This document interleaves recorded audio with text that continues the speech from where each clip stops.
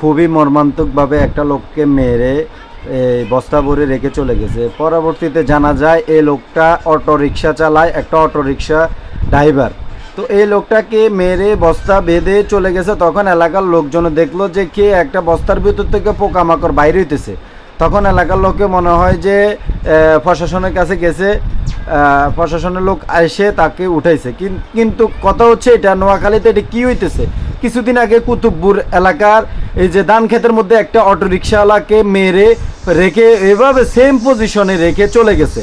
এটা আমাদের নোয়াখালী বেগমগঞ্জে এটা কি হইতেছে আমি বুঝতেছি না। এটা প্রশাসনের দৃষ্টি আকর্ষণ করতেছি, যারা এই মানে এগুলা খুনগুলা করতেছে, এই যে যারা এই মার্ডারগুলা করতেছে, আমি প্রশাসনের কাছে দৃষ্টি আকর্ষণ করতেছি ওনারা যেন দ্রুত এবং সন্ত্রাসীদেরকে ধরে আইনের আওতায় নিয়ে আসুক।